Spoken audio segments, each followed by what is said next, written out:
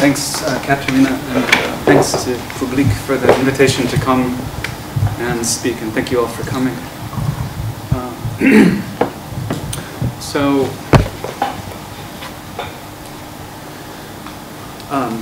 I thought I would talk about the film that was screened today, Enjoy Poverty by Renzo Martins, which I want to situate within my current research project, which is the second book that Katerina mentioned, which is called Return to the Post-Colony, Specters of Colonialism in Contemporary Art. And this is a book project that I'm working on now, and it should be finished early spring next year, and then hopefully it will come out in the autumn of 2012 by Sternberg Press. And it's a book that that looks at really 5 case studies, all dealing with artists, mostly from Europe, one South African artist, all of whom are going to areas of Sub-Saharan Africa to investigate political and economic conditions there.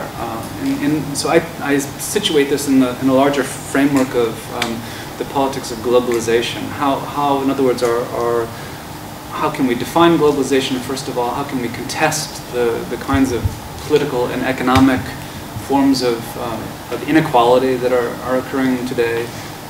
How can we define the situation of what some, like Achille Mbembe, who's an interesting theorist, what some are calling the post-colony? So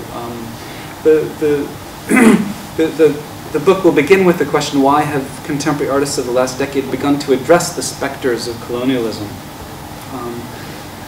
One reason certainly is that the artists that I'm dealing with, which are Sven Augustinen, who's a Belgian artist who's recently done a film called Specters, which investigates the conditions of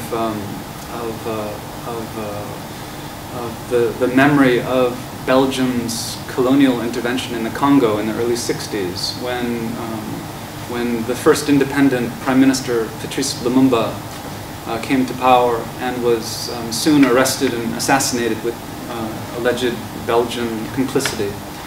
So this film was recently made and first exhibited this last summer, actually, at Wheels in Brussels. Another artist that will be in the book is Vincent Mason, who's also a Belgian artist, who has investigated the history of France's relationship to Côte d'Ivoire, to the colony of Côte d'Ivoire, and specifically this image you may know from Roland Barthes' book Mythologies, of the young black boy who's saluting the French flag. And Vincent went to present-day Burkina Faso to investigate the post-history of that image, and to try to find the boy who would now be an older man who appeared in that image, and to investigate also Barthes' own relationship and the relationship of his family to colonialism. And then there's Renzo Martins, and I'll talk about that more specifically in a few minutes. Another artist is Zarina Bimji. She's a London-based filmmaker that has done some interesting work in relationship to her relationship to Uganda. Zarina has an Asian African background, and her family came to Uganda in the early 20th century and lived there for several generations until the General Idi Amin came to power in the 60s, and in 1972 decided to expel all Asians from Uganda. So her family was part of that expulsion of Asian Ugandans, and she's done some interesting films about this, and including a new film that she's premiering at her upcoming retrospective at the Whitechapel in London, which will come up in January, I think, next January. And then I'm also including one South African artist, Peter Hugo, who's a documentary photographer, or at least a photographer who engages with documentary practice in his work. as he goes to different places, for example, in Ghana, and investigates the conditions of e-waste dump sites. So there's also an ecological interest in the book in terms of how whereas once developed nations like Europe would go to Africa, as they still do, for to exploit resource extraction within different places like the Congo.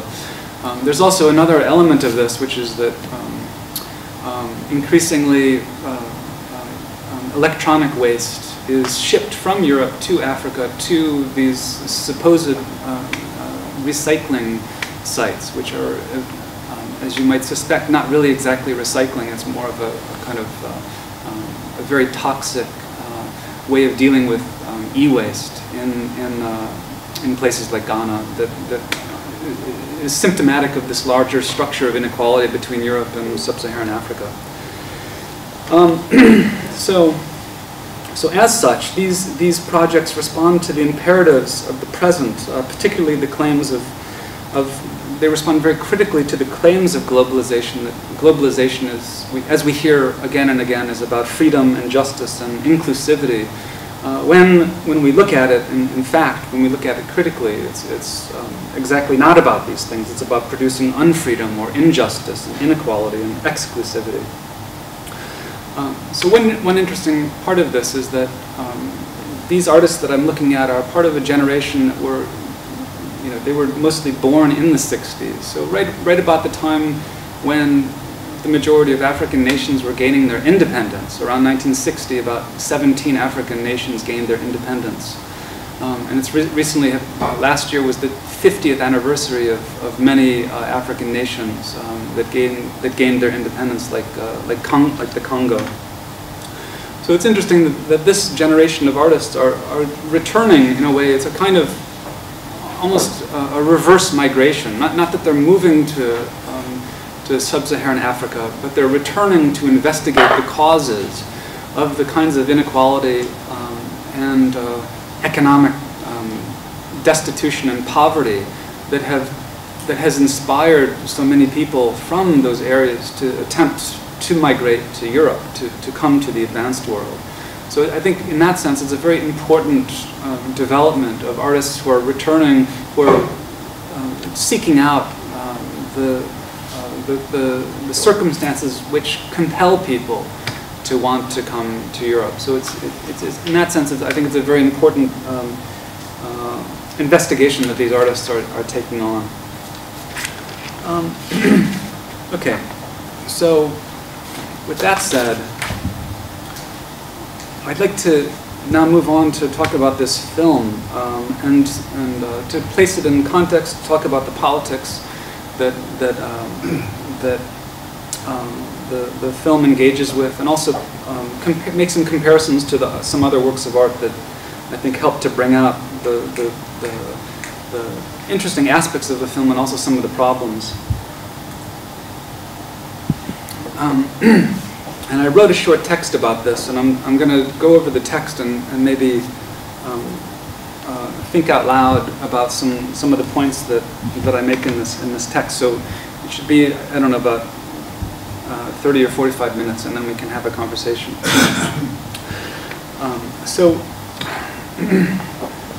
Reflecting on the unprecedented flow of contemporary art throughout the world today, as it trailblazes new networks and energizes different local contexts. Gerardo Mosquera, who's a curator and a writer, he notes optimistically that globalization has certainly improved communications to an extraordinary extent, just as it has dynamized and pluralized cultural circulation while providing a more pluralistic consciousness. So he has a very positive understanding of globalization.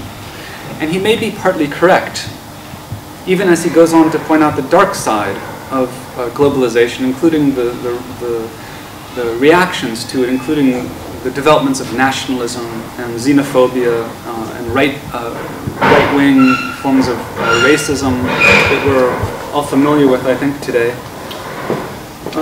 Still, Renzo Martin's film Episode 3, Enjoy Poverty, And you have a still from his film here, which is set in the Democratic Republic of the Congo, in the DRC, provides, I think, a devastating alternative understanding of the brutal nature of North-South relations, of inequality, and the exploitative image economy that stubbornly goes along with it. Despite all its risks, and I think there are many risks to this film, it's very provocative and even problematic, I think, in some ways. Some of the risks include producing stereotypes of Africans as helpless victims. This is another still from the film. Or reducing Congolese people to neo-colonized servants. Or reproducing a pornography of poverty. Still, episode 3 bears important lessons, I think. I think it's, at least I would argue that it's worthwhile to consider the film seriously and to engage with some of the issues that it opens up. Among these issues, it provides a reality check for optimistic globalists and a lethal blow to the ambitions of concerned documentarians, especially those that seek to ameliorate suffering by representing abjection in developing countries. So this is one of the, I think, the targets of the film, is to criticize the history of documentary approaches to poverty, to the often well-intentioned desire of journalists as well as artists to show poverty and to raise awareness, to raise critical awareness, and to thereby attempt to make things better, to make the world more livable. So the scandal that is the film, and I'll talk more about that in a second, puts us squarely before the fault lines of globalization's many crises today, including the disastrous fallout from neoliberal structural adjustment policies implemented in the global south and in Africa in particular, as well the failures of humanitarian practice and its compromised ethical discourse, and the paradoxes of a politically engaged photojournalism and contemporary art. Consider the European photojournalists operating in the DRC who are featured in Martin's film. So, as you know, in the film, Renzo often is focusing not so much on images of violence or poverty, but rather on the image makers of those scenes, the commercial photojournalists, and also the documentary artists who are there. So the film uncovers how such famine photography flows into a global image industry running on poverty as fuel, unleashing a vicious cycle of profit, objectification, and sympathy that perpetuates cliches of Africans as helpless victims mired in misery, reducing spectators to depoliticized charitable donors. It's of course a long story, going back to the food shortages in Biafra during the 1968 Nigerian Civil War, when journalists first produced horrific images of starving children meant to encourage relief aid. So these are some images of the Civil War in Biafra, Nigeria, in '68. So this is really the first time in 1968 when documentarians went to a Sub-Saharan African country to produce documentary images to try to encourage charity and philanthropy. To try, this was the beginning of what we're now quite familiar with. So a similar cycle beleaguers the international humanitarian industry today, which for critics like Renzo Martins risks exacerbating conflicts more than mitigating their negative effects, in large part because NGOs, non-governmental organizations, not only service emergency victims, but also they come to depend on emergency victims for the perpetuation of their own institutions. And importantly, they depend on sensationalized images to generate the funding streams that guarantee their continued existence. And there's a lot of literature on this that has recently criticized the humanitarian industry, which is quite interesting to read. But there are many critics who argue that humanitarian organizations do more damage than they do good, which is that's interesting to consider. So that, for example, in Sierra Leone recently, when they were chopping off the arms of people, chopping off the hands, much of that violence was done specifically to encourage documentarians to capture those images, to then bring in like World Bank funding, right, relief aid. So it's part of a whole manipulative violence cycle that humanitarianism sometimes plays into despite its intentions. So in this regard, the DRC is only one flashpoint for many such zones of conflict. Think of Afghanistan or Iraq or Haiti recently with the earthquake and the Sudan presently, where we encounter an increasingly common logic of intervention that joins military response and humanitarian aid. In the context of defunded public institutions and eroding national infrastructure, intertwining the ethical imperatives and political justifications and challenging ruling concepts of legitimacy and legality. So a large part of this is the result of the structural adjustment policies that were implemented largely in the 1980s and 90s in Africa that basically ended up defunding states and making it so that they couldn't provide aid and infrastructure development and healthcare and education for their own citizens, right? So it's the production of the NGO industry, which is part of a more complex history. As the social scientist Craig Calhoun points out, humanitarianism flourishes as an ethical response to emergencies, not just because bad things happen in the world, but because many people have lost faith in both economic development and political struggle as ways of trying to improve the human lot.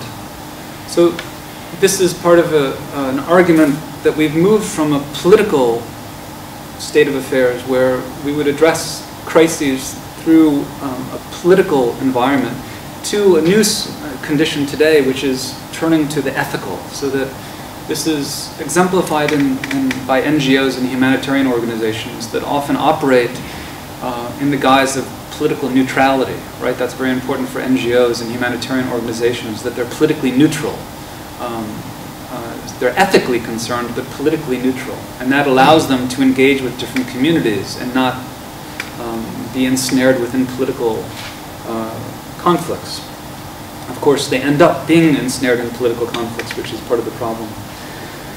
So this ethical response opens onto wider quandaries of humanitarianism, including its lack of accountability, its self-perpetuating institutions that prioritize highly visible and mediatized conflicts over non-sensationalized areas of devastation, and its self-declared political neutrality that often inadvertently serves the interests of those in power, rather than helping victims in need, which are exactly the problems that episode 3, Enjoy Poverty, reveals in the DRC. So that we learn that the humanitarian organizations that are operating in the Congo follow the areas where there's been a lot of image production, where there's a sense of visibility within the international media. And if there is no visibility in relationship to the international media, then those areas don't receive aid. This is part of what's going on. Not unexpectedly, Martins fails in his central goal, at least in the film, the scenario that he sets up, which is to train Congolese photographers to financially benefit from images of starvation and malnutrition and violence, which are otherwise this practice of documenting those forms of poverty are otherwise monopolized by European photojournalists who have exclusive access to the global media commissions. So here you see a still from the film where you see some of the Congolese photographers whom Renzo Martins has trained, taking images of a starving child in the hospital, right? So that instead of photographing parties and marriages and wedding ceremonies, things like that, Martins suggests that they can earn much more money by photographing poverty. Ultimately, that that goal of benefiting from their country's greatest resource, poverty, ultimately that fails, right? Because they're still unable to sell their images to the media industries for various reasons. So Renzo's solution or proposed solution to Congolese poverty ultimately it's a failed endeavor. So in that sense, the film is based on this failure that he performs. It turns out that the Congolese cannot enjoy poverty in any other way than to submit to its irrevocable reality, which is a conclusion that I think we should all reject, obviously, which points to an interesting politicizing element of the film, that it invites us to disagree with its conclusions, basically. It's a film that begs us to disagree with it, I think. So that's interesting as an artistic strategy. Nevertheless, we should take seriously Martin's provocation, which he voices at a meeting of the World Bank, which is shown in the film. I'll show you a clip in a second. That he suggests at this meeting of the World Bank in Kinshasa that poverty is the Congo's greatest resource, for which it receives huge sums of humanitarian aid. And in doing so, his film implicates a range of international actors, including multinational organizations carrying out resource extraction in the DRC, global financial institutions encouraging free trade over social welfare, self-promoting humanitarian organizations that are cleaning up the Civil War damage, and the media industry, sensationalizing the whole carnival. All of these players are brought in and criticized by Renzo's film. So this is just a short clip from the film. Vous vous présentez d'abord. Oui, je suis Renzo Martens, hollandais. Je fais un film ici au Congo. Dans le montant qui a été accordé annuellement, donc c'était 1,8 milliard de dollars, quelque chose comme ça. Quelle partie ça représente dans le revenu total du Congo? Ça c'est gentil. Quelle est la partie donc ce 1,8 milliard de dollars, quelle est la partie dans le revenu total du Congo? Et si c'est un montant, un pourcentage élevé, j'aimerais bien savoir si alors la lutte contre la pauvreté, pour lesquelles 1,8 milliard de dollars sont, est alors une ressource naturelle très importante pour le Congo pour l'instant, peut-être le plus important. D'abord, la pauvreté, ce n'est pas une ressource naturelle. La pauvreté, c'est un défi commun pour la communauté internationale. Il est vrai que l'aide au développement apporte à la RDC plus d'argent que le cuivre ou le coton et les diamants, même ensemble. Mais c'est normal, parce que c'est comme ça que se développe une situation. Okay, so he goes on to address this a little bit more. But I think the point here that comes out is, I think, quite devastating in terms of the glimpse that we have into the international financial arrangements that produce it. Renzo's point is that the development aid produces poverty in the country by creating a context of debt that Congo becomes beholden to. And so this goes back, this brings up a whole history of the West's relationship to the Congo and many African states, which is based on this production of financial debt that then creates a relation of political servitude on behalf of African nations to European and international funding bodies. So this is the way in which neoliberalism reproduces itself, and it's quite complex, obviously. And I find that it's very difficult to come across artistic engagements that actually deal with this these kind of global financial arrangements. And I think that is a very important part of this film. And it's quite unusual, as I said, to be able to engage with this in relationship to in relationship to artistic practice, but it's something that I think we all need to engage with more, these kind of financial arrangements, these kind of larger neoliberal structural economic relationships between the West and the global South. So for me, this is an important element of the film. So instead of a more equitable and inclusive New World Order, the present state of things, at least according to episode 3, equals more or less what the International Forum on Globalization calls global economic apartheid. And I just show you the cover of this book because I think it's a very interesting approach to the economics of neoliberal globalization, and it's quite readable and useful on a more practical and even on an activist level. So according to this counter-narrative presented in a book like this, worldwide environmental devastation unfolds amidst endless brutal wars over precious resources, while a widespread and growing democratic deficit rules, as multinational corporations disregard national sovereignty and their seemingly useless mechanisms of legal and economic accountability. So the result is what could be called disaster capitalism, to use a term by the writer Naomi Klein. Disaster capitalism keeps countries in the global South locked in the position of neocolonialism via debt servitude, providing fodder for the media industry that continues to feed off the spectacle, haunting European viewers who conveniently misrecognize the dreadful outcome of their government's policies as if it were an accident of nature. Such is the world Martins encounters in the DRC. In another of the film's parables, the artist visits a photography exhibition in Kinshasa, showing black and white shots of toiling Congolese laborers, images that are subsequently purchased for their aesthetic value by one white plantation owner. So this is an interesting case where you see the very cycle of documentary images, that the images that are taken that you might relate to a history of social documentary practice, right? To try to expose the poverty of the working class.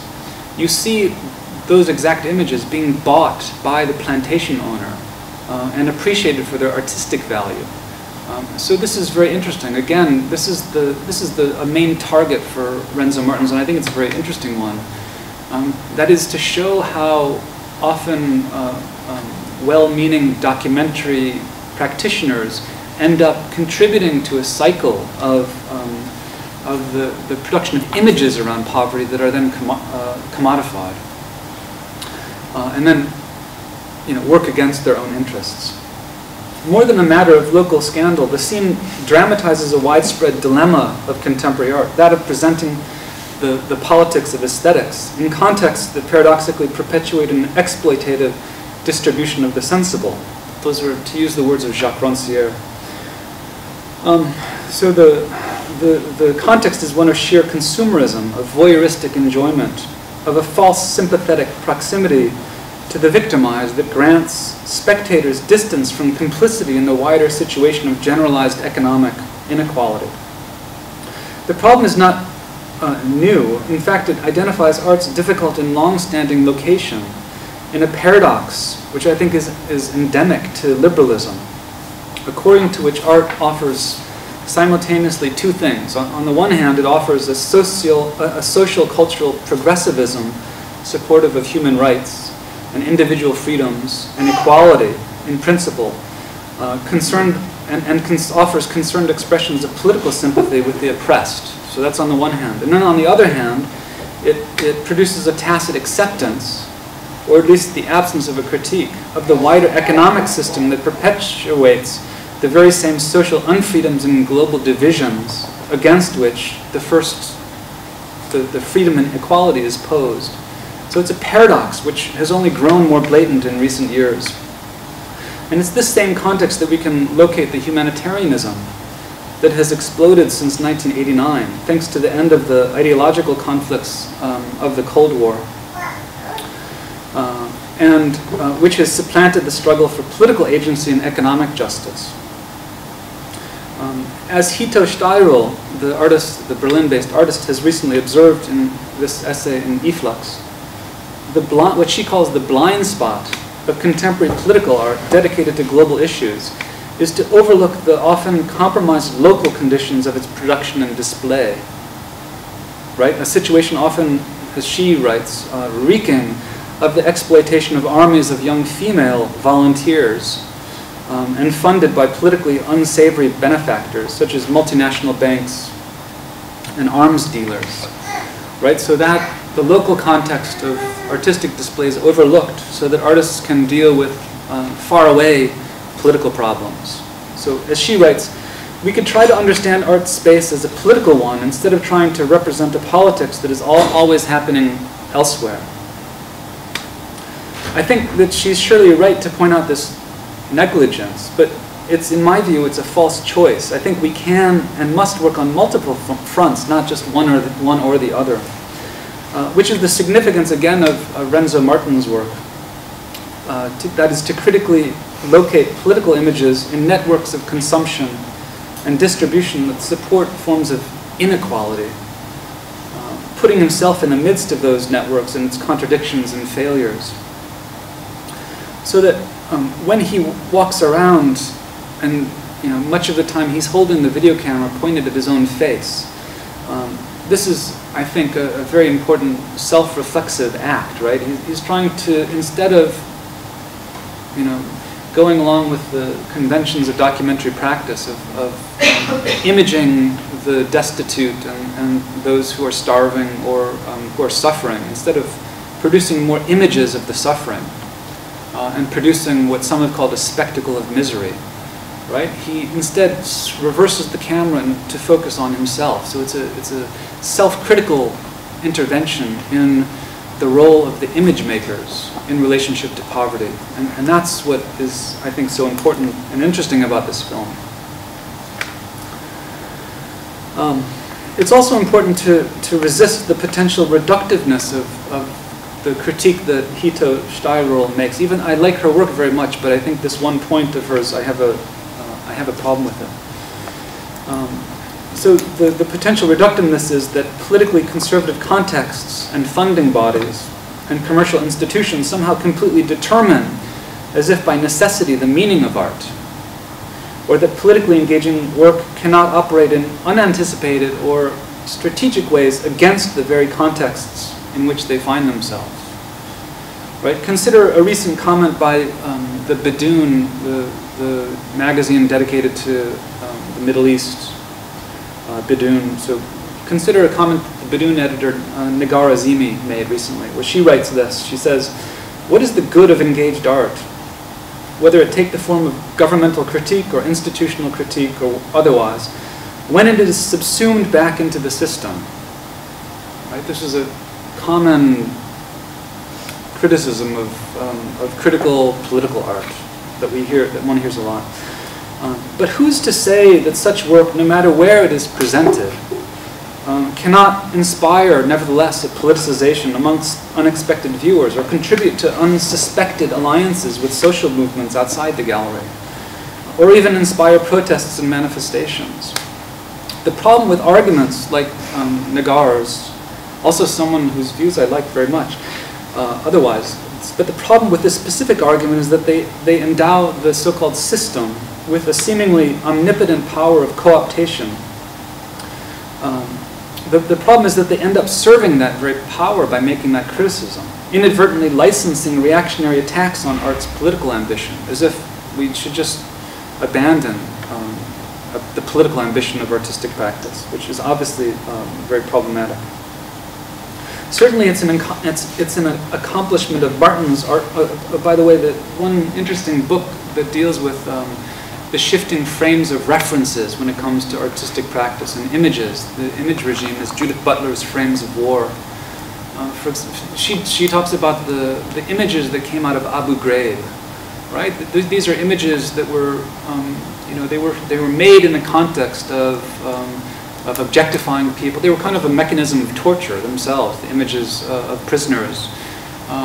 Yet those same images eventually lost, the makers of those images lost control of them, and they entered into different distribution networks that inspired massive protests. So this is a good example of how you can't ultimately control the contexts. Even if you might think images are totally controlled, produced in the military, they can always inspire other kinds of developments, which is quite interesting. So it makes no sense to say that political art is co-opted, therefore it's useless. This is only the beginning of a larger discussion. So certainly it's the accomplishment, I think, at least of Martin's artwork, that we are having these debates right now. And would it not represent an act of intellectual abandonment, even a defeated conservatism, to leave the politics of aesthetics to institutions that are only too happy to instrumentalize them? Why not engage a diversity of approaches and assess them individually and critically, but without forcing simplistic choices and posing false alternatives? So in that vein, let's consider another model, another artistic example that critically investigates the relation between globalization's image economy and humanitarian photojournalism. And that is The Sound of Silence, a piece from 2006 by Alfredo Yar. The Chilean-born artist has long focused on the documentary image's intersection with media and politics, including subjects such as the conditions of labor and exploitation in the global south. For example, he's looked at gold mining in Amazonia in Brazil in his piece called Introduction to a Distant World from 1985. So these are gold miners in Brazil. And Rushes, a piece from 1986, where this was part of a billboard that he displayed on in subway stations in New York City that showed you the price of gold along with images of the miners who are mining gold, and bringing attention to the obvious division between the workers and those who invest and speculate about gold. He's also dealt with the corporate media's alternatively spectacularizing and silencing approach to humanitarian emergencies outside the West. For example, in the 1994 genocide in Rwanda. And he did a piece in 1994 of, he looked at all the covers of Newsweek. It's a weekly magazine, an American weekly magazine. And he showed every cover in the year of 1994, and you could see the development, and there's text that describe what was happening in Rwanda, the gradual development of the genocide, the growth of the numbers of people dying, and then showing you what's on the cover of Newsweek. And not surprisingly, it's amazing to see how late Newsweek was to respond to an African tragedy. And to see what was going on, what was occupying its attention instead.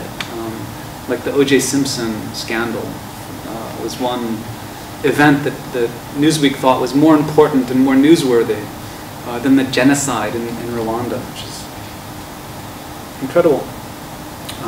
So The Sound of Silence that he did more recently in 2006 follows suit by taking up a now infamous photograph by Kevin Carter, who's a South African photojournalist, who took this picture in 1993 of a starving child in the Sudan. And you see a vulture behind the child. As it appeared in this image by the New York Times, as you see it on the top, right? Sudan is described as trying to placate the West, so it was used in that story. So the article was about the country's civil war crisis. The piece presents an 8-minute-long silent film inside a large container.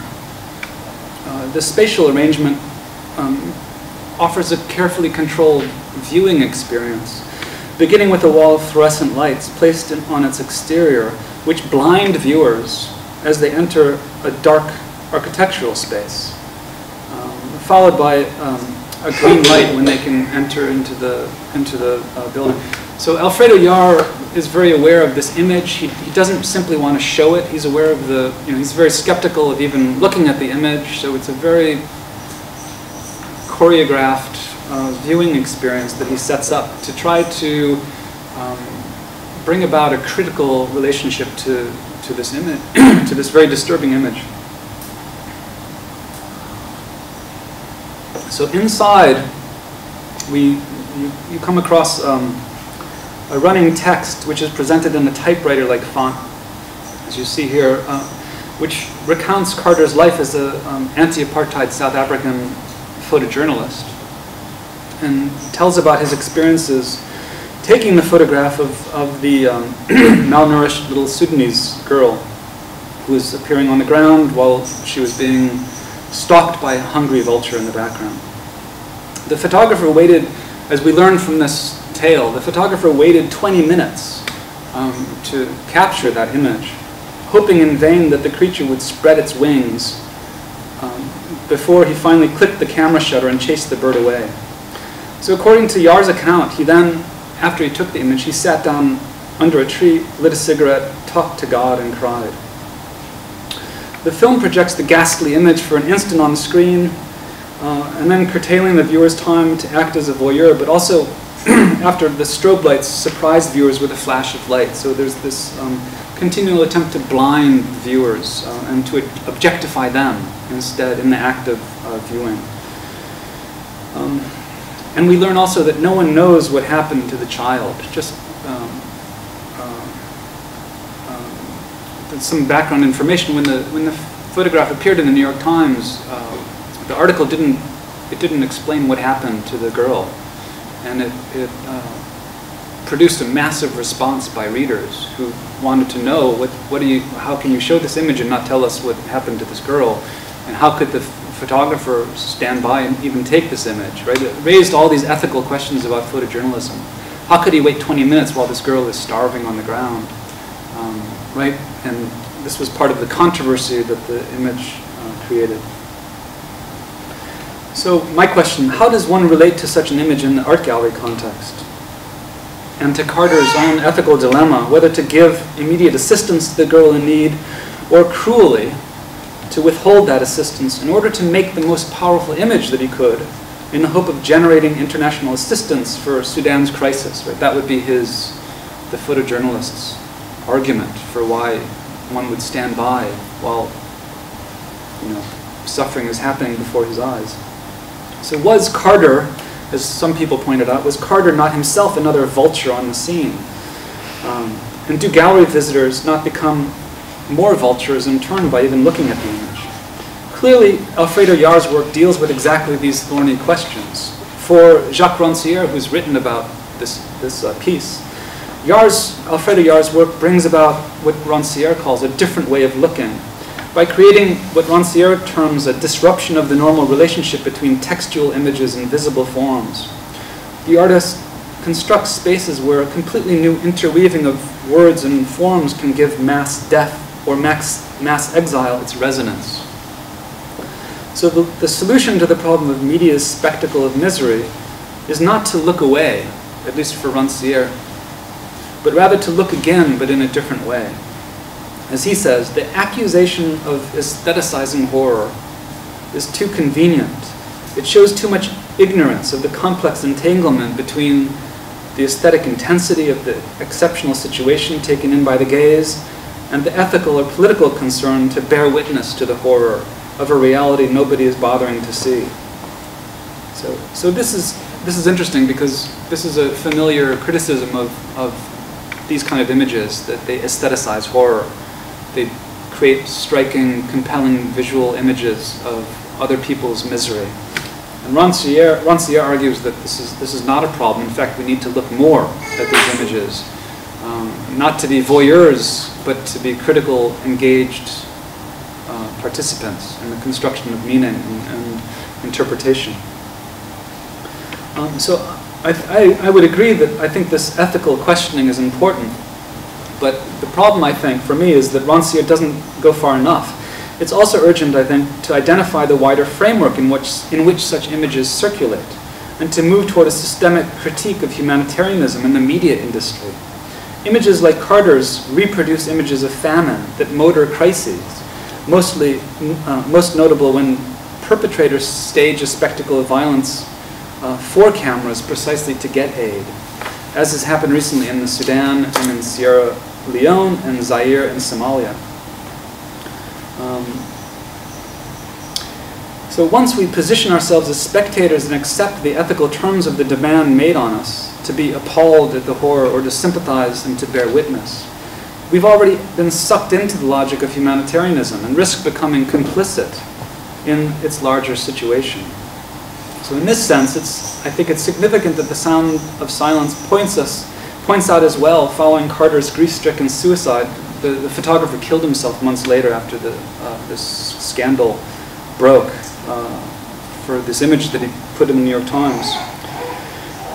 It's interesting to note that his surviving daughter came to inherit the image and its rights, which came to be managed by the Corbis Photo Agency, which is owned none other than by Bill Gates of Microsoft. And so here you see, this is where the image appears on the bottom right.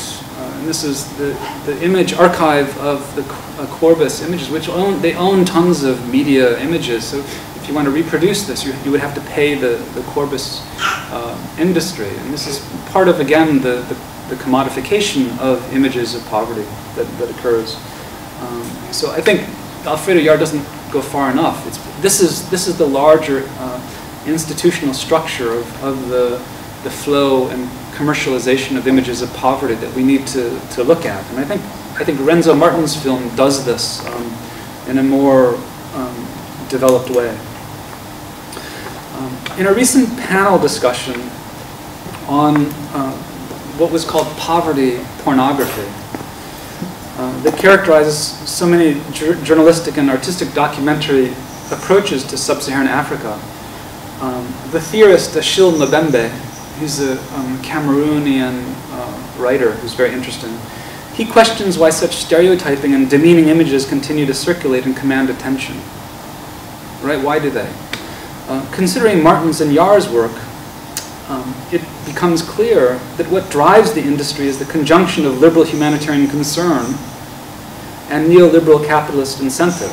And in this regard, these projects, I think, are worthy of critical debate. But even while they importantly expose the financial causes that drive the political economy of poverty porn, one can hardly disagree with Mbembe's important point that the danger still remains of exhausting one's critical energies on such work while overlooking the many local African practices that show positive representations of collective solidarity and political agency posed against the media spectacle of African misery. Right? So I think here we have to, I think this is a really important point. We can't continue, in other words, as speaking for myself as a writer, as a historian, as a critic, a curator, we can't continue to be focused on European criticisms of documentary practice. We have to also look at more local African responses to the crisis of poverty in the global south. I think that becomes a new imperative today. So consider then in this light another model that approaches African poverty and neoliberal globalization from an African perspective. And this, I'm looking at the film Bamako by the Malian director Abderrahman Sissako. He's a very interesting filmmaker. The feature-length film, I don't know if anyone's seen it in here, but it's worthwhile taking a look at. It stages a political legal theater. So the film is about this theatrical production that takes place in Bamako in order to place the central financial institutions of globalization on trial for the disastrous effect they've had on African economies and standards of living, subjecting its peoples to malnutrition, undernourishment, chronic illiteracy, unemployment, and to a lack of decent living conditions over the last few decades. The witnesses, including Mali's former culture minister, who's Aminata Traore, this woman here, come before the court one after the next to tell their stories, mostly recounted by the anonymous sufferers of the austerity budgets that are implemented by the World Bank and the IMF, the International Monetary Fund, that they've forced on struggling African nations through so much blackmail and coercion, basically through debt servitude. So Africa is a rich Africa is rich in natural resources, she says, yet has been exploited, brutalized, and impoverished. She says, she continues and says, I am against the fact that Africa's main characteristic in the eyes of the world is its poverty. Africa is rather the victim of its wealth. That's what she says. This is the clip. I couldn't get the subtitles in there, but she basically explains this in French. So just to give you a sense of the film, I'll play it anyway. D'abord, je me lève en faux contre l'idée selon laquelle la principale caractéristique de l'Afrique est sa pauvreté. Elle est plutôt victime de ses richesses. Et je voudrais qu'on parle davantage de paupérisation, et non pas de pauvreté. Parce que quand vous parlez de paupérisation, vous touchez du doigt les mécanismes. Et Bush est au centre de ce mécanisme. Bush est chef d'orchestre. Donc je ne vois pas de quoi il se plaît. Moi je dis que l'Occident s'est créé et s'est infligé deux peurs, le terrorisme et l'immigration. So what she says there is another interesting point. She says that she doesn't like the term poverty. She prefers the term pauperization. Pauperization is a term, to make someone a pauper is to make someone poor. And she prefers that term because for her it points to the mechanisms, right? Instead of just using the noun, poverty, to point to the mechanisms is to point to the processes that make people poor. And she goes on and says that Bush, the American president, is one of the major causes of pauperization. So her point is further clarified by other witnesses who identified the outlandish disproportion of debt repayments foisted on African nations, repayments that typically take up nearly half of national budgets. So half of the national budget goes to debt service. And compare it to the less than 10% that they can spend on social programs such as education, healthcare, and infrastructure. So more than half of the nation's income is spent on debt services. Less than 10% on education, healthcare, and infrastructure. That gives you a sense of how these countries are. It's an impossible upstream battle. So we therefore we confront once again the global paradigm in which poverty doesn't simply exist as such, as if it were an accidental natural disaster, but is rather the result of neo-colonial financial pillaging of Africa by G8 nations. That's what becomes clear in this film. Another interesting point is that Sissako was trained in Moscow during the 1980s. And as such, he was one of the last in the line of filmmakers to participate in the revolutionary anti-colonial African cinema that stretches back to the 60s and 70s, when figures like Usman Semben and Sarah Maldivor took part in skills exchanges in the Soviet Union. I think that's a really interesting historical process that we don't know so much about, or we don't hear that much about today. How African filmmakers were trained. This is part of the Soviet Union's struggle against African underdevelopment. And that produced a radical filmmaking practice that Sissako is one of the last to exemplify. Although it appears as a vanished history in today's post-Cold War context, Sissako importantly makes a crucial stand against current forms of imperialism, and as such he joins the ranks of other African artists and collectives who continue to struggle for political resistance and for a decolonization from corporate globalization, and for practices that strengthen local communities' self-governance and sovereign independence.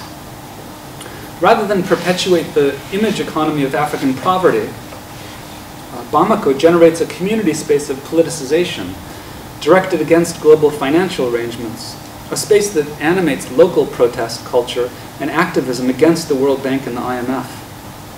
Setting up a makeshift set in the midst of a domestic courtyard, the film interweaves legal testimony about the devastating effects of global financial instruments with scenes featuring the diversity and vibrancy and the banality of Malian everyday life. So you have the courtroom scene is also the courtyard of a group of houses where people live.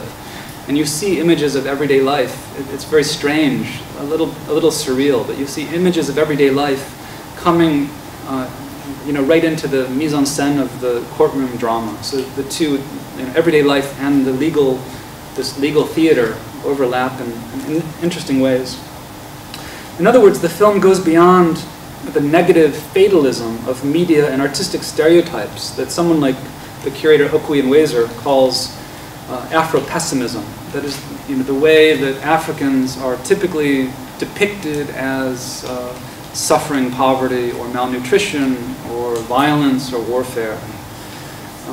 In this regard, it's significant that Bamako has not only been screened in European film festivals, but has also been shown to local audiences. For example, in the same courtyard where the film was shot, they set up a makeshift theater, which is part of kind of guerrilla filmmaking and film distribution that has happened in Africa, which is very interesting.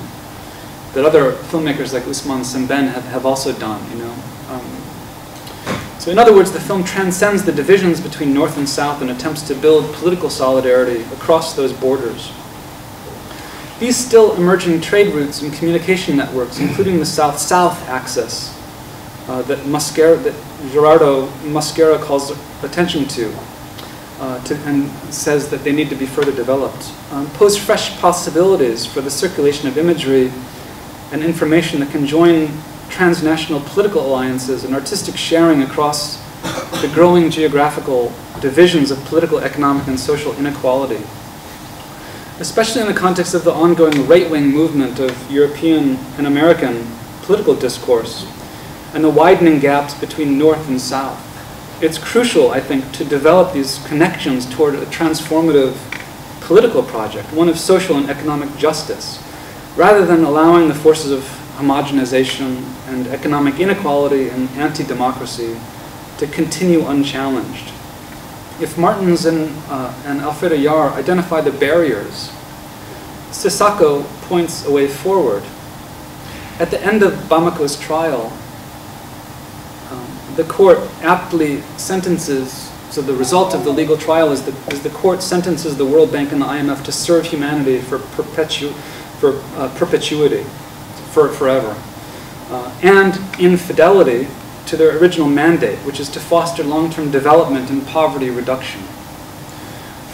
So they say this, even as one witness says, "Why waste your time? No one will listen."